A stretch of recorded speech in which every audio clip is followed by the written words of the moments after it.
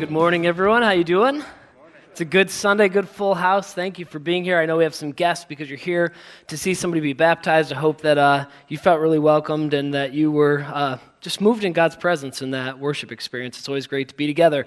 We are at the last week of a series, which is okay if you haven't been here. It's not going to be like a cumulative thing, right? You don't need to know all that. But we do start our new series next weekend called Redeemed, where we're talking about working through our past, right? Getting by our past. And I would encourage you to be back here for that and to invite a friend. But we've been doing this series for 10 weeks, and this is the 10th week called Long Story Short, where we're going through some of the Old Testament characters. We're learning about our lives through the lens of their lives. And I was thinking through this, no one ever says long story short when it is, right? Anytime I've heard somebody say long story short, I'm like, no, it's too late, man. You missed that, right? You missed that exit a while ago.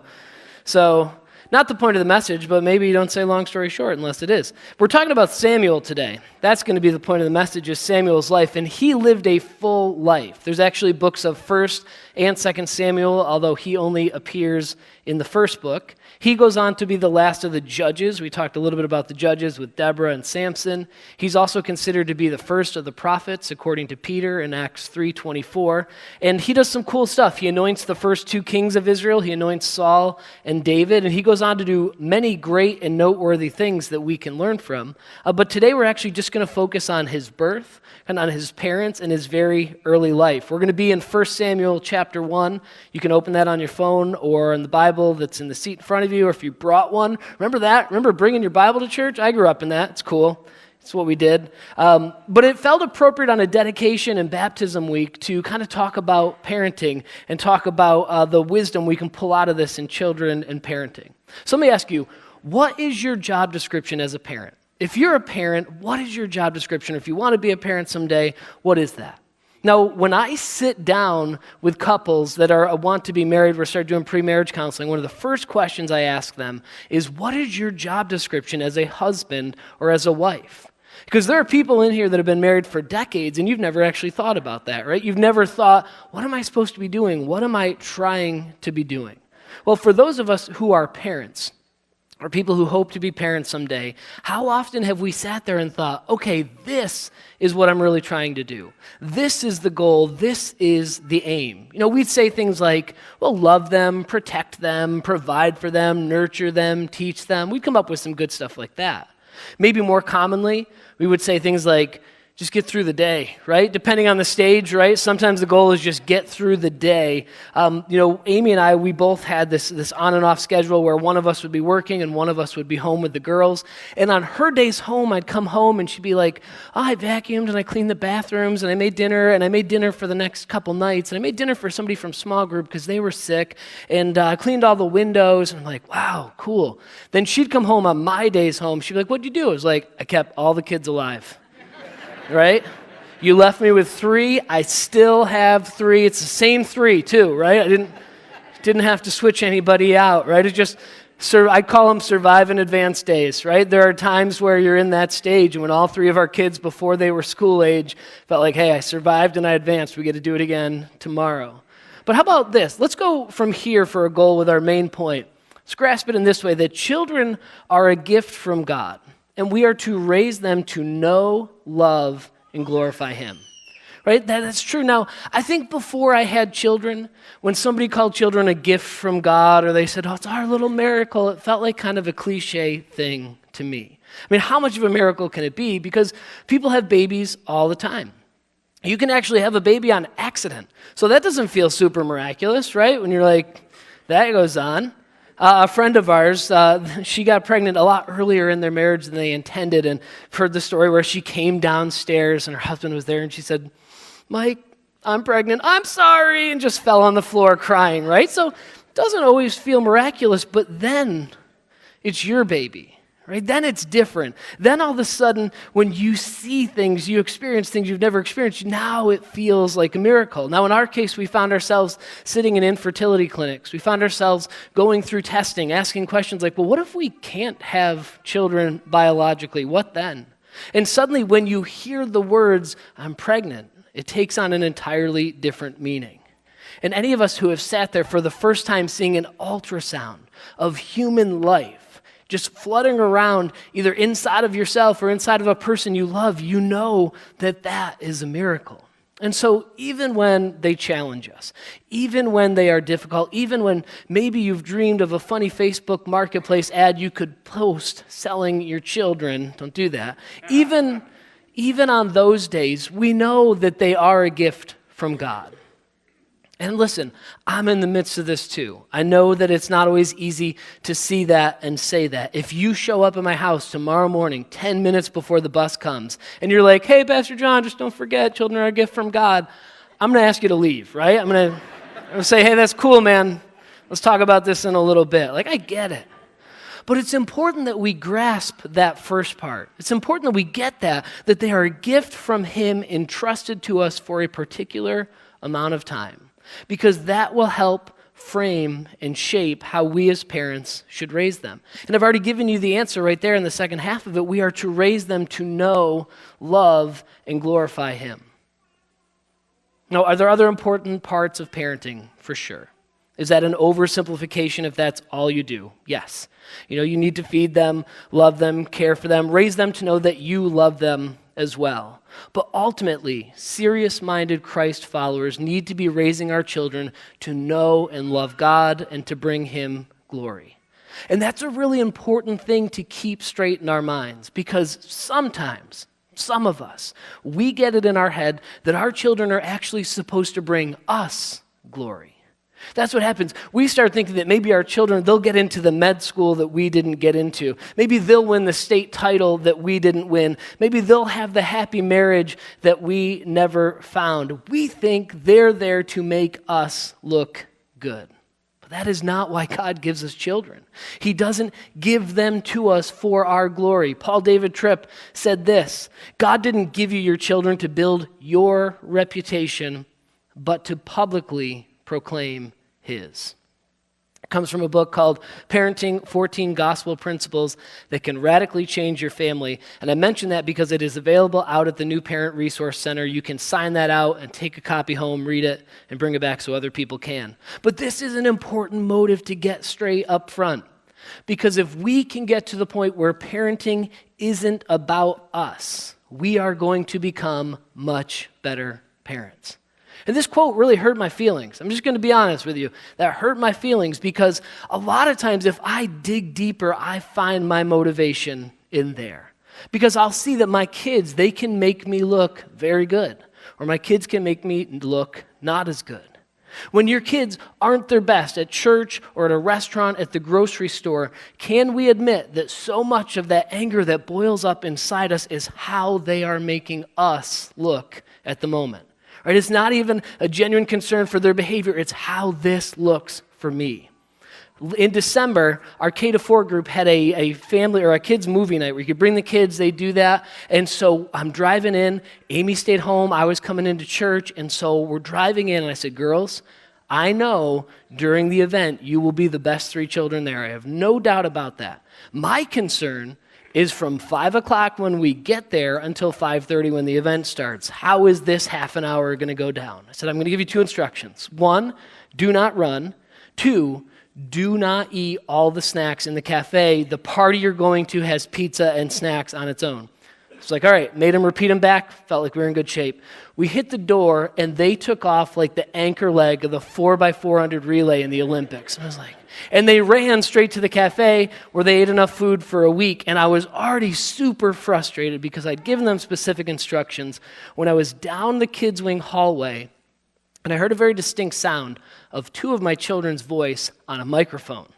They came in on stage, turned a microphone on, and were talking into it, and I came flying in, and Lucas was standing back there, our tech director, and I looked at him and I said, did you tell them they could do that? I think he was as scared as they were. He was like, no, I didn't, right? And I took the 2 of them, and we walked out of here, and everything in me was boiled up, but so much of it was I looked like an incompetent parent to the people that were sitting in this room at that time. And I have no control over my kids, but I don't want it to appear that way, right? I've tried to communicate this to them. Like, it's okay that at home we have no idea what's going on, but when we go out in public, pretend like we've got it together. But sometimes our kids can make us look good, too. One of my daughters was called to the Board of Education meeting, for the school board meeting for the entire district to accept a character award, and she was one of 4 kids from her entire school. And I'm not going to lie, as a parent, that felt pretty good, right? To have the principal there talking about what great parents these 4 kids have and what a great home they come from. I'm looking over at the door we came in, trying to figure out if my head's going to fit out like it did when we came in. But then I'm jarred back to this reality. I'm jarred back to the truth of what Paul says here, Paul David Tripp, not the Apostle Paul. That's not why God gave me children. And that is not what my responsibility is to him and to them. It is to raise them to know and love God and to bring him glory. Now, we're going to look at 1 Samuel 1, and I'm just going to walk through the first couple of verses as I kind of set the story, and then we'll read the verses as we get in there a little bit later. But feel free to follow along there, because it says there is a man from the hill country of Ephraim named Elkanah. Now, Elkanah had 2 wives, and let me just say that's a bad idea, okay? It's 2 anniversaries, 2 birthdays, double Mother's Day, a lot of date nights. It's a bad idea. I'm taking a strong one-wife stance today, okay? It's going to be a lot easier, but that's not what Elkanah was doing. He has 2 wives, and we learn that one wife is named Hannah, and the other wife is named Peninnah. And a very important part of the story is that Peninnah was able to have children, and Hannah was not. And this is a time where there's no greater mark of God's blessing in your life than the ability to have children. And so this natural rivalry emerges between the 2 wives, right? One able to provide her husband with children and God's blessing, and the other feeling abandoned by God and unable to have children. And every year, faithfully, Elkanah would go up from his town to worship and to make a sacrifice to the Lord. And when the time came for the sacrifice, he would give fair portions of meat to Peninnah and to all her sons and daughters, but he would give a double portion to Hannah because he truly loved her and he felt heartbroken for her that she was unable to have children. Now, unfortunately, because this is a delicate situation, Peninnah is not gracious about it, right? She's not gracious about the situation. Verse 6 tells her she continually provoked and irritated Hannah. She found ways to make it worse. She'd say stuff like, "Oh man, I'm exhausted. I was up with the baby all night last night, you know." "Oh, you don't know, Hannah," right? Like some Mean Girls kind of stuff she would drop on her like that. And she just made it worse, and it really got to Hannah so deeply that she would weep, she would refuse to eat. Then in verse 8, Elkanah, who minus the 2 wives seems like a pretty decent guy, he genuinely loved Hannah and he tries to make it better, but he falls drastically short. Here's what he says. Her husband Elkanah would say to her, "Hannah, why are you weeping? Why don't you eat? Why are you downhearted? Don't I mean more to you than 10 sons?" And listen, we're going to take a quick detour here just to give you an encouragement that some people need to hear, and that is avoid saying insensitive things about people's deepest insecurities, okay? Just let's avoid that. This is important. Did Elkanah love Hannah? Absolutely. But telling her that he should mean more to her than 10 sons is not the way to go here. "Cheer up, at least you've got me" is not a great way to comfort someone through infertility. But a lot of times, whether intentionally or unintentionally, those are the kind of things that people say to other people who are already hurting, and we make it worse. We make it even worse. Maybe the girl that you're asking, "When are you 2 going to get engaged already?" is already laying awake at night wondering why he hasn't proposed and if something is wrong with her. Perhaps the couple that you're prodding about when they're going to finally have a kid has been spending the last few months undergoing a barrage of fertility testing and treatment. Or why did you never settle down and get married might be a devastating question for a person that prayed for God to bring the right person along and finally grew content to a point that said, "God, if this is all that we have, I'm content in you." And then you throw that in there and you make it worse. Elkanah meant well, but he was an insensitive dope.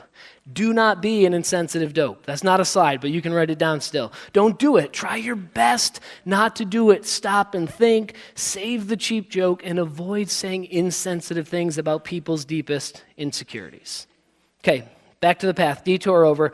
Verse 9 tells us when they finished eating and drinking, Hannah stood up, and that while she did, Eli, who's the priest at Shiloh where they worshiped, he's kind of keeping an eye on her the whole time.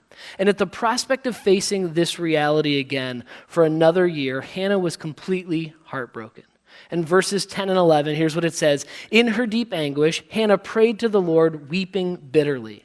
And she made a vow saying, Lord Almighty, if you will only look on your servant's misery and remember me and not forget your servant, but give her a son, then I will give him to the Lord for all the days of his life, and no razor will ever be used on his head. My mom did not make that vow. Now, she's saying that if he will give her a son, he will belong to the Lord and he will become a Nazirite, which Pastor Vern told you about last week with Samson. In her anguish and in her pain, Hannah makes this vow. She makes the promise to the Lord that if he gives her a son, she will give him back to him. But be careful making a vow that will be difficult to live up to. Be careful with this. This is a dangerous game. Now, you may already realize that she's going to have a son who she will name Samuel, and then she will have to live up to this vow. She will have to give him back to the Lord. And in general, I always discourage this kind of logic and approach with God. God is not a game show host playing let's make a deal with your life, right? We have the, God, if you do this, I promise I'll do that, right? We love to put that out there. We try and do those things. I made a lot of deals with God when I used to be really nervous about flying. I tried to make a lot of deals with him on airplanes, right? And be like, all right, God, if we can just land, I'll become a pastor. That's why I'm here. I'm just paying my half of the bet. You know, listen, we have a lot of the God, if you do this, I promise I'll do this. I'll promise I'll be in church next week if you do this. When the Bills actually win the Super Bowl, this place is going to be packed the following Sunday for the amount of people that are making a promise when that field goal is going down. You know, I don't know how many times I said, God, if you get me out of this one, I'll never drink again. It never worked, right? I still did it. So God doesn't need your deal. He is God. This is not a negotiation of, I'll offer you this for this in exchange. But if you make a promise like that, you better do it because he's God. And we'll see, he does hear Hannah's prayer. He sees her struggle and her brokenness, and then she's going to have to live up to a pretty tough deal that she's made. Let's continue in verse 12. We'll pick it up there. As she kept on praying to the Lord, Eli observed her mouth. Hannah was praying in her heart, and her lips were moving, but her voice was not heard. Eli thought she was drunk and said to her, how long are you going to stay drunk? Put away your wine. Now, I wanted to include this verse directly so you didn't think I was trying to be funny, but Eli goes over to her. She's praying in such anguish. She's so emotional. She's so distraught. He goes over and says, Hannah, go home. You're drunk. Right? He gives her one of those. He's like, get out of here. This is not the place to do that. But Hannah sets the record straight in verse 15, where she says, no, not so, my Lord. Hannah replied, I'm a woman who is deeply troubled. I have not been drinking wine or beer. I was pouring out my soul to the Lord. Do not take your servant for a wicked woman. I've been praying here out of my great anguish and grief. She's pouring out her soul to God. She's praying that he will see her situation and he will intervene. And here's what Eli says back to her in verse 17 and beyond. He answered, go in peace, and may the God of Israel grant you what you have asked of him. She said, may your servant find favor in your eyes. Then she went her way and ate something, and her face was no longer downcast. Now, it's an interesting interaction here when we look at it, because Eli, he doesn't really promise anything to her, right? He just kind of says, I'm rooting for you. He can't act on God's behalf. He doesn't know what God will do, but he has seen her pain, and he hopes that God answers these urgent, heartfelt prayers. And despite the lack of a promise from God or from Eli, I think it's interesting that this all changes her. It says she goes and her face is no longer downcast. And I want you to know, if you have been praying for something, you've been praying, you've really been pouring out your heart, that I am with Eli. I hope and I pray that God grants you what you are asking of him. But I also want you to know in the meantime that our hope and our faith can transform our demeanor even before our circumstances have changed. Right? That can happen. Our hope and our faith can do that. You might not have the answer to the prayer that you are praying yet. Your circumstances might not have changed in the way that you are praying. They will change. But our hope and our faith in God can transform our demeanor even before our circumstances have changed. I did a MOPS man panel a while ago. If you're not familiar with MOPS, it's Mothers of Preschoolers. They brought in a bunch of dads from different stages of life. We're actually doing one of these this week, Tuesday night. And one of the questions that was asked was, what is the thing you respect the most about your wife? And I was like, man, how much time do we have, right? Because there's so many things. She's such a better person than I am. But of the many things I respect greatly about my wife, none are higher than how she carried herself during that stretch where we couldn't have a baby. None are higher than how time after time, when friend after friend got pregnant or got pregnant again, she was never anything but thrilled for them. It never seemed like a bittersweet thing for her. It never seemed like it was difficult news for her to hear someone else's happy news. Now, she would tell me there's not a pool of babies out there, so someone else getting one doesn't mean there's now one less for us, which is true. But I think that her hope and her faith affected her demeanor. It affected how she carried herself, even though she didn't have a promise from God of how that was going to work out. And I want you to know today that if you haven't seen an answer to your prayer yet, that your demeanor can change right now, even though your circumstances have not. Hannah's did. Verse 19. We're going to find out where this goes. Early the next morning, they arose and worshiped before the Lord and then went back to their home at Ramah. Elkanah made love to his wife Hannah, and the Lord remembered her. So in the course of time, Hannah became pregnant and gave birth to a son. She named him Samuel, saying, "Because I asked the Lord for him."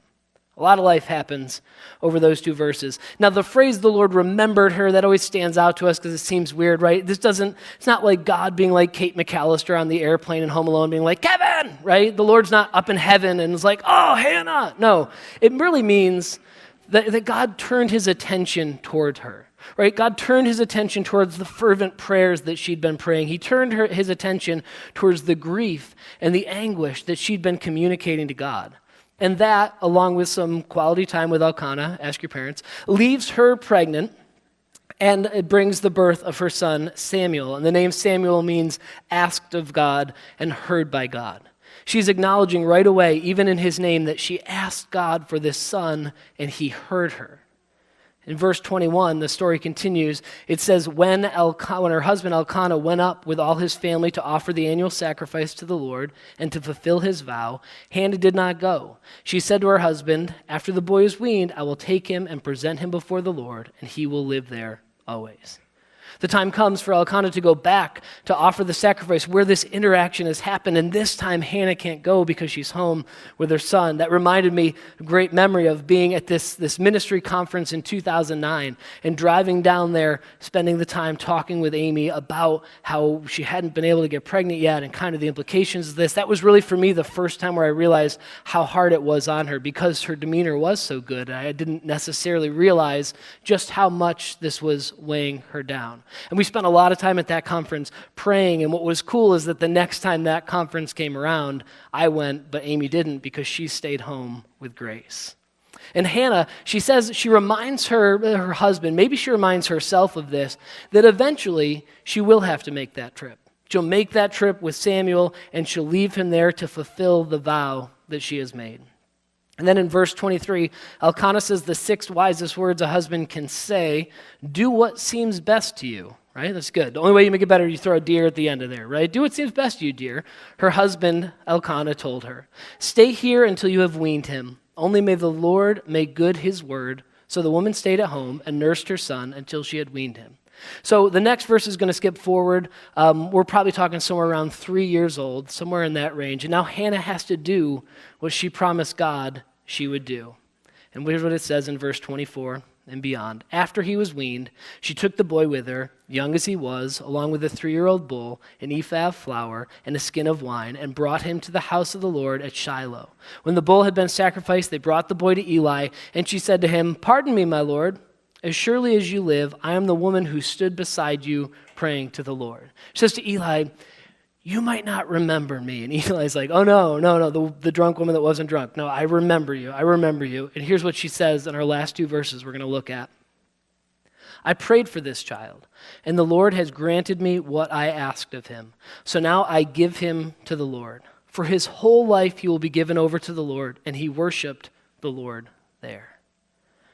She says, "I'm that woman, the one that was heartbroken, the one that was praying, the one that was pouring out my soul to the Lord. I prayed to the Lord for this child, and he answered my prayer. He entrusted this child to me for a set amount of time, but now my job is to give him back to the Lord. His entire life will be given to the Lord. This is who he is." And we can't imagine the discipline the maturity, the faith that it took for Hannah to do this, to actually follow through with her word, to let him go, to not say, all right, God, we all said a lot of things, right? We both said some things, maybe we went them, maybe we didn't. I'm going to keep my kid with us. She didn't do that. And God won't call most of us to that, right? In fact, please don't bring your children here tomorrow morning and drop them off. That is not the point of the message. It's really going to mess up our work week. But similar to Hannah, for all of us, for every single one of us, as our children grow, God will use them to help us grow in our maturity and our faith. It took so much faith and so much maturity for Hannah to do what she said she was going to do. But that is what God will do with our children when we raise them in the right frame of mind, when we recognize that they are a gift from Him and that our job is to raise them to know Him, to love Him, and to bring Him glory. When we fully grasp that, God will help use them to help us grow in our maturity and our faith. Because having children is tough. It is endless work. It is quite often thankless work. It's a job that you do sometimes for years before you begin to see a positive result from that. But don't miss that the work that is being done isn't just done in their lives, it's being done in our lives. And I want to pause. If you are being baptized, not infant dedications, you guys can say, but if you're being baptized, you can go and get ready. Somebody will greet you in the lobby. Look at this other quote from Paul David Tripp. So excited you're getting baptized, Pastor Dan. It's exciting. God hasn't just sent you to do His work in the lives of your children. He will use the lives of your children to advance His work in you. Man, did you catch that? Did you catch that? That's so important. That's so important because this isn't just a one-way thing. Parents, God wants to use our children to help us grow in our maturity and our faith. He wants to use our children to advance His work in us. I learned more about not being in control and what it actually means to trust God and to let go through the birth of my first daughter, Grace, than I ever learned in the 30 years before she was born. I learned more about being sensitive to people and to what they're going through, to perceiving what's going on around me from my second daughter, Kinsley, than I've learned from anyone else. And I learned more about forgiveness when my youngest daughter, Emerson, was bitten by that dog than I've had to learn from any other circumstance I've encountered so far in my life. You see, we mess it up. We turn it upside down. We think that raising kids is all about their growth and our glory. But God says if we do it right, with the right perspective, with the right goal, it will lead to our growth and to His glory. Let's pray. Father God, I thank you for the gift that you give us in our children. Lord, it can be tough. It can be hard to see that. It can be hard to remember that. But Lord, we know ultimately that is what they are. So Lord, I pray, Lord, for the people that are parenting here, whatever stage, Lord, if it's young kids, if it's older kids, Lord, maybe it's high school, empty nest, maybe it's even beyond that, and people are in the grandparent stage. Lord, for everyone here who's a parent, Lord, you will give us the hope and the courage to continue this job in a way that